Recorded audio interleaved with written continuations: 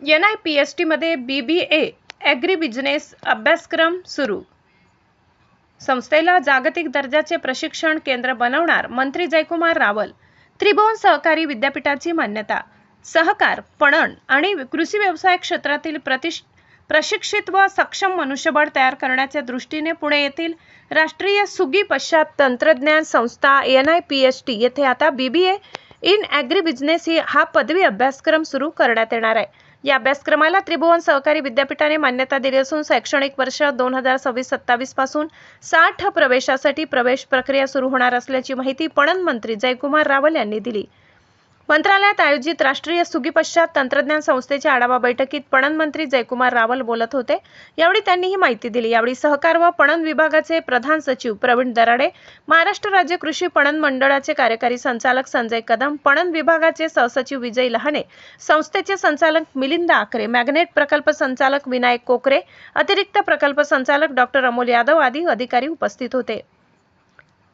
मंत्री रावल म्हणाले की नव्या अभ्यासक्रमामुळे सहकार, कृषी प्रक्रिया, बाजार व्यवस्थापन, पुरवठा साखळी, कृषी उद्योग आणि ग्रामीण उद्योजकता या क्षेत्रासाठी प्रशिक्षित तरुण तयार होतील.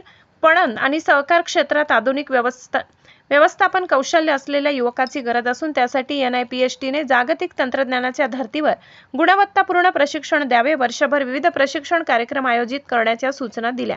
त्रिभुवन सहकारी विद्यापीठाने 3 वर्षाच्या कालावधीसाठी 60 वर्ष प्रवेश क्षमतेसह अभ्यासक्रम मंजूर केला असून त्यामुळे महाराष्ट्रातील विद्यार्थ्यांसाठी कृषी व्यवसाय व्यवस्थापनाचे दालन खुले होणार आहे.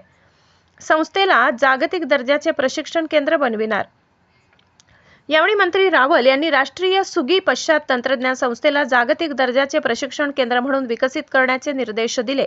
आशियाई विकास बँकेच्या माध्यमातून संस्थेच्या विकासासाठी सविस्तर आराखडा तयार करून नियोजन करावे. तसेच संस्थेतील सुविधा अद्ययावत ठेवून कृषी व्यवसायाशी संबंधित अल्पकालीन अभ्यासक्रम सुरू करावेत असे त्यांनी सांगितले. तसेच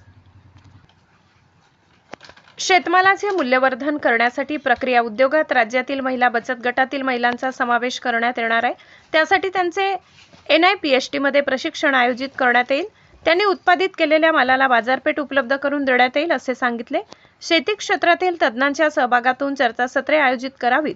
तसेच बियाणे निर्मिती क्षेत्रातील वाढती गरज लक्षात घेऊन विशेष प्रशिक्षण कार्यक्रम राबवावेत असेही त्यांनी नमूद केले. शासन संस्थेच्या विस्तारासाठी व सुविधा वाढीसाठी आवश्यक ते सर्व सहकार्य करेल अशी ग्वाही मंत्री रावल यांनी दिली.